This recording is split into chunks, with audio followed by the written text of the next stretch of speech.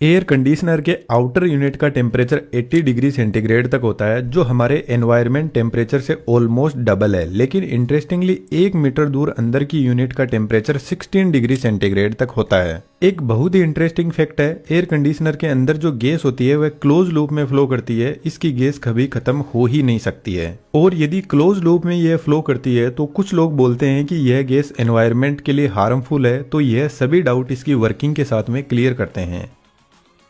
Air conditioner की कोई ज़्यादा कॉम्प्लेक्स इंजीनियरिंग नहीं होती है, स्टार्टिंग होती है कंप्रेसर से। एयर कंडीशनर का हार्ट यही डिवाइस होता है, और इस कंप्रेसर के अंदर आज के मॉडर्न टाइम के अकॉर्डिंग एक एनवायरनमेंट फ्रेंडली गैस भरी जाती है, जिसको R32 बोलते हैं। इस गैस को रेफ्रिजरेंट भी बोल सकते हैं। जब कंप्रेसर इस गैस को कंप्रेस करेगा तो इसका प्रेशर बढ़ने लगेगा, जिसकी वजह से टेम्परेचर भी बढ़ने लग जाएगा। और जब गैस कंप्रेसर से बाहर निकलेगी तो इसका टेम्परेचर होगा 80 डिग्री सेंटीग्रेड।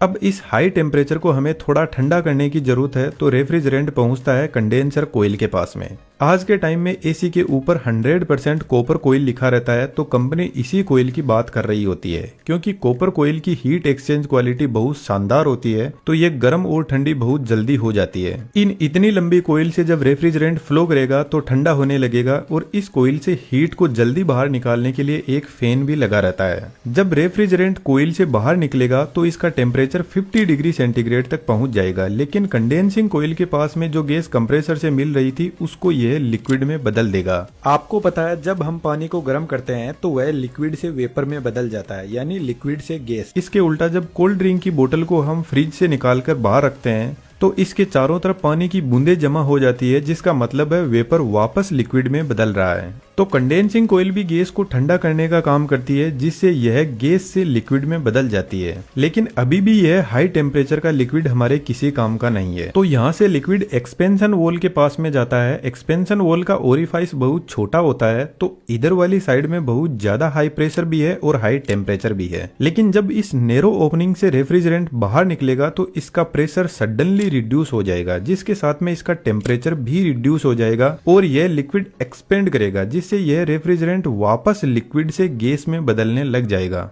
लेकिन यहाँ पर लिक्विड 100% गैस में नहीं बदल पाता है। यह वॉल ठीक एक वाटर स्प्रे की तरह काम करता है। वाटर स्प्रे भी बेसिकली वाटर को वेपर में बदल देता है, और यह काफी ठंडे भी होते हैं। गर्मियों में छत पे रखी टंकी का पानी बहुत ज्यादा गर्म हो जाता है, तो उसको ठंडा करने के लिए शावर से आपको पानी का टब भरना होगा, और आप देखना पानी का टेम्परेचर काफी रिड्यूस हो जाएगा। अब यह एकदम ठंडा रेफ्रिजरेंट जाता है हमारे रूम में लगी हुई इवेपोरेटर कोयल के पास में। यह कोयल भी कॉपर की ही बनी होती है, जो हीट एक्सचेंज का काम करती है। अब यह कोयल रूम में कितनी हीट को एब्जॉर्ब करेगी, इसको टन में मापा जाता है। 1 टन लगभग 3500 वोट हीट एक्सचेंज करता है, जबकि 1 टन का एसी 1000 वोट आवर की इलेक्ट्रिसिटी कंज्यूम करता है। जब ठंडा लिक्विड रेफ्रिजरेंट इस कोयल से फ्लो करेगा तो यहाँ पे लगा हुआ फैन इस ठंडक को पूरे रूम में फैला देगा। जिस तरीके से कोल्ड ड्रिंक की बोतल के चारों तरफ पानी इकट्ठा होता है, ठीक वैसे ही इवेपोरेटर कोयल काफी ठंडी होती है, तो इसके चारों तरफ भी वाटर के वेपर इकट्ठा होने लग जाएंगे, जिनको साइड में कलेक्ट करके इस पानी को बाहर निकाल दिया जाता है। इसी फंडे को यूज में लेकर बारिश के मौसम में बहुत ज्यादा नमी हो जाती है, तो एयर कंडीशनर रूम के अंदर की नमी को भी सोख कर बाहर निकाल देते हैं। और ऐसा हमारे साथ में भी होता है। जब हमारी स्किल का लेवल एकदम वीक होता है तो लाइफ हमें एकदम च्युइंगम की तरह चबाकर फेंक देती है। लेकिन 3D एनिमेशन की स्किल काफी पावरफुल है, और आज के टाइम में काफी डिमांडिंग भी है। हमने एनिमेशन तो आपको डिटेल में सिखाया ही है, इसके अलावा डिफरेंट टाइप्स के जो अर्निंग के तरीके हैं उनको भी डिटेल से डिस्कस किया है। डिस्क्रिप्शन में डिटेल्स अवेलेबल है, आप जरूर से कोर्स को ज्वाइन कीजिएगा, आपको बहुत कुछ सीखने को मिलेगा। Now back to the point. अब यह कोयल रूम को तो ठंडा कर रही है, लेकिन रूम की जो गर्मी है उससे इसमें फ्लो हो रहा रेफ्रिजरेंट धीरे धीरे वापस गर्म होने लगता है। और अभी मैंने आपको बताया कि एक्सपेंशन वो लिक्विड रेफ्रिजरेंट को 100% वेपर में नहीं बदल पाता है, तो रूम के अंदर जो गर्मी है उससे रेफ्रिजरेंट वेपर में बदलने लग जाता है। लेकिन जब रूम ठंडा हो जाता है तो यह कोयल भी इस रेफ्रिजरेंट को पूरा वेपर में नहीं बदल पाती है। अब इवेपोरेटर कोयल से यह मिक्स्ड लिक्विड और वेपर पहुंचता है कंप्रेसर के पास में। और जैसा कि इस डिवाइस का नाम ही कंप्रेसर है, तो इतना तो हम दिमाग लगा सकते हैं कि सिर्फ गैस को ही कंप्रेस किया जा सकता है, लिक्विड कंप्रेस नहीं होता है। और बाय चांस ये लिक्विड कंप्रेसर में पहुंच गया तो कंप्रेसर ब्लास्ट कर जाएगा। और ब्लास्ट नहीं हुआ तो कंप्रेसर के अंदर capacitor start single phase induction motor लगी रहती है, वह जल जाएगी लिक्विड से। तो हमें कंप्रेसर को सेफ रखना बहुत ज्यादा जरूरी है। तो एक्चुअल में एक्सपेंशन वॉल्व कुछ इस टाइप का होता है और यह जस्ट इवेपोरेटर कोयल के पास में लगा रहता है। इसमें नीचे से हाई टेम्परेचर और प्रेशर वाला लिक्विड आ रहा है और जब यह इस नैरो एरिया से पास करेगा तो वेपर में बदल जाएगा। एक्सपेंशन वॉल्व बेसिकली यहाँ पर जो ओपनिंग है उसको कंट्रोल करता है। यदि यह रेफ्रिजरेंट को बहुत कम एरिया से पास करवाएगा तो कुछ ही रेफ्रिजरेंट वेपर में बदल पाएगा, जिससे इवेपोरेटर कोयल कम ठंडी होगी। और जितना ज्यादा रेफ्रिजरेंट यहां से पास होगा उतना ही रूम टेम्परेचर डाउन होता जाएगा। वॉल में ऊपर की तरफ एक डायफ्राम लगा रहता है और यही डायफ्राम इस रोड के थ्रू यहां से फ्लो हो रहे रेफ्रिजरेंट को कंट्रोल करता है।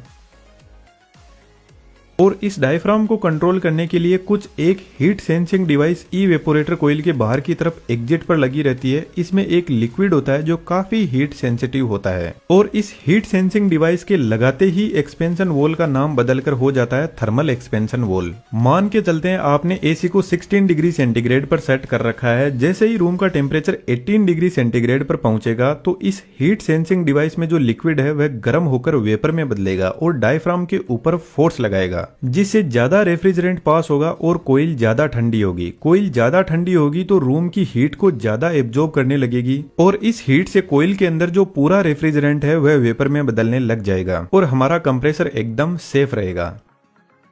बेसिकली कंप्रेसर कंडेंसिंग कोयल के एकदम पास में लगा रहता है और आज के टाइम में स्पाइरल टाइप कंप्रेसर भी एयर कंडीशनर में यूज होते हैं जो काफी साइलेंट और स्मूथ होते हैं। इन सभी टाइप के कंप्रेसर की मैंने इस वीडियो में डिटेल से बात की है, तो इसको आप यहाँ से देख सकते हो। यहाँ पर दोनों पाइप, एक जिसमें कंप्रेसर से इवेपोरेटर की तरफ लिक्विड जा रहा है और दूसरी जिसमें इवेपोरेटर से निकलकर वापस कंप्रेसर के पास में जा रहा है, यह दोनों पाइप एक दूसरे के पास में सेट की जाती है। इसके पीछे रीजन है, इधर रेफ्रिजरेंट कंडेंसिंग कोयल से आ रहा है जो अभी भी काफी गर्म है और रूम को ठंडा करने के लिए जा रहा है, तो इधर वाली कोयल से थोड़ा बहुत यह भी ठंडा होने लगेगा। और इधर वाली कोयल से रेफ्रिजरेंट कंप्रेसर के पास जा रहा है तो यह गर्म होकर पूरी तरीके से वेपर में बदलने लगेगा, जिससे ओवरऑल एयर कंडीशनिंग की एफिशिएंसी बढ़ती है। अब एक सबसे इंपॉर्टेंट क्वेश्चन, वीडियो को पॉज करके कमेंट में जरूर से लिखना, क्या आप बता सकते हो कि यहाँ पर कौन सी डिवाइस है जो कूलिंग को कम ज्यादा कर रही है? यदि आपका आंसर थर्मल एक्सपेंशन वॉल्व है तो आप गलत हो। थर्मल एक्सपेंशन वॉल्व बेसिकली यह डिसाइड करता है कि कंप्रेसर के पास में लिक्विड पूरी तरीके से गैस में बदल कर ही जाना चाहिए। यहाँ पर बेसिकली टेम्परेचर को कंट्रोल हमारा कंप्रेसर ही करता है। जब हम एयर कंडीशनिंग के टेम्परेचर को कम ज्यादा करते हैं तो बेसिकली हम कंप्रेसर की मोटर की स्पीड को कम या ज्यादा कर रहे होते हैं। जितना ज्यादा कंप्रेसर रेफ्रिजरेंट को पंप करेगा उतनी ही ज्यादा कूलिंग होगी। तो यहाँ पर आपने देखा पूरा का पूरा सिस्टम एक क्लोज लूप में काम कर रहा है, गैस कहीं से लीक होती ही नहीं है। तो एयर कंडीशनिंग की गैस खत्म हो जाए कोई चांस ही नहीं है जब तक इसमें कोई लीकेज ना हो। तो पुराने जमाने के एयर कंडीशनिंग में लीकेज की वजह से यह एनवायरमेंट और हमारे दोनों के लिए ही खतरनाक है। रेफ्रिजरेटर का मैकेनिज्म भी ठीक ऐसे ही काम करता है। आप यहाँ पे क्लिक करके पूरा वीडियो एंजॉय कर सकते हो। ऐसा एनिमेशन आप सीखना चाहते हो तो हमारे बेहतरीन 3D एनिमेशन के कोर्स को ज्वाइन कर सकते हो। वीडियो के अकॉर्डिंग आप अपना फीडबैक जरूर से कमेंट बॉक्स में लिखना। Thank you.